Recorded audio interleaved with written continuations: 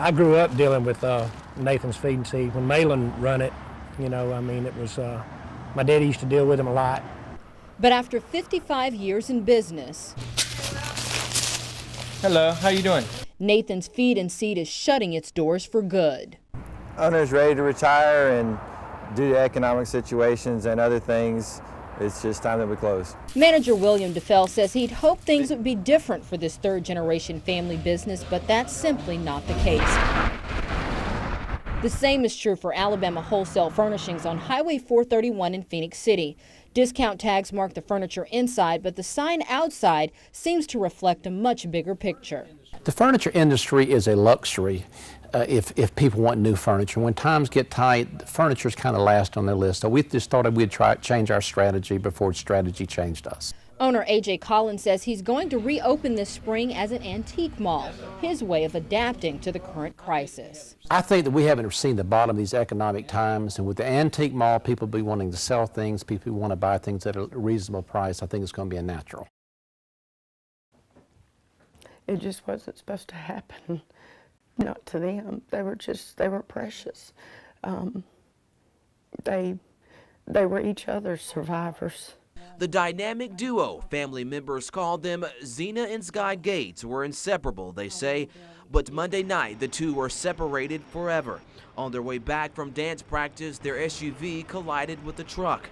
Zena was sent to the Columbus Medical Center, and her daughter, Sky, was sent to Scottish Rite in Atlanta.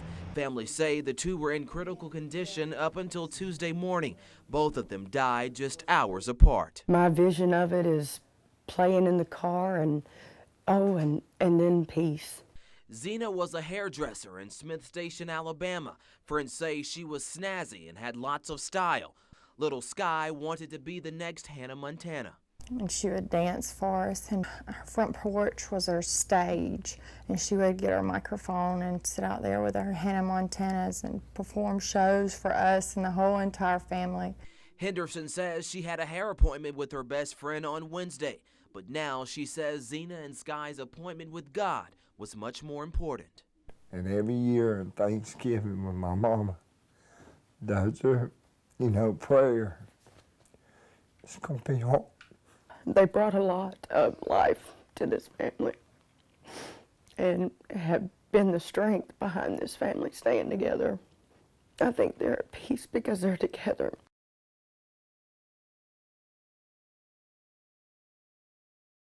Blackhawk 6. Blackhawk 6. You got me now? Looks like step 6. What you're sitting in right now is one of the brigade command nodes. It's where we track the battle and receive and disseminate information. We're now at phase line flash. Their mission today is to find a weapons cache or a pile of weapons that's hidden by the enemy. And in order to do that, they've got to gain the trust of the imam and the village leadership. Is there suspicious activity around here in the city? So they can come through with their understanding and hopefully with their cooperation in order to find what they need to find. Red 1, red 2. You guys stay on the knee, okay? Lower your silhouette. Come with me. Well, this type of training is always great. It may be tough as we're going through it, but looking back on it and looking at the lessons we've learned, we all look back on it with appreciation of the skills that we've learned in preparation for deployment. Be able to have confidence in yourself on any situation that comes up, because at any time, any firefight can start. Sometimes there's less firefights, sometimes there's not. Sometimes you're the one dragging someone twice your size. Sometimes it's pretty good training.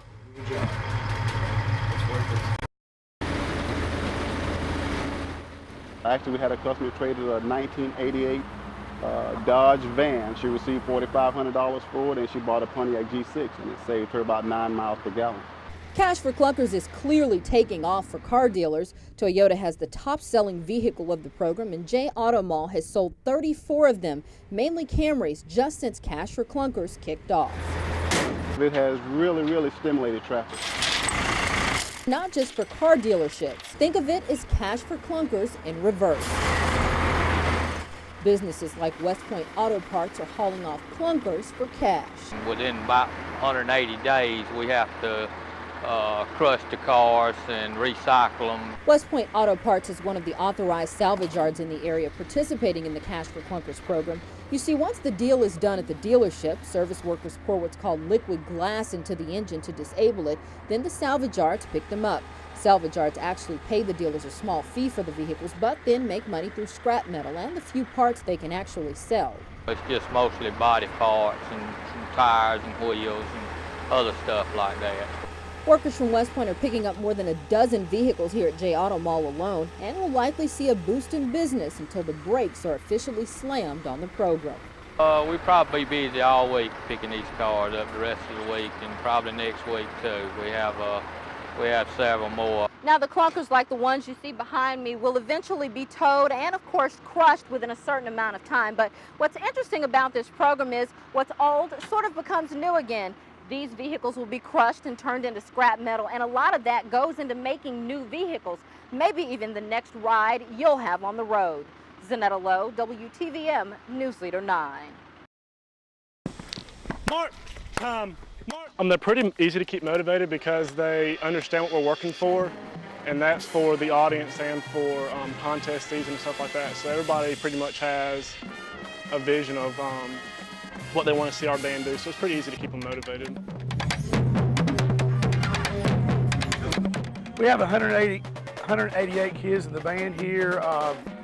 They have an incredibly great work ethic. I can't ask any more of them than what they're doing. But we do Friday night football games, we have Saturday contests, we do parades. The whole leadership factor and being a part of such a big group has helped, with everything. You gain more confidence to do the little things, and then the bigger things become easy. We really promote servant leadership here with the understanding that, everybody from the bottom to the top is important in the organization, and it's not about a leadership title or power, but it's about doing the right thing because it's the right thing to do.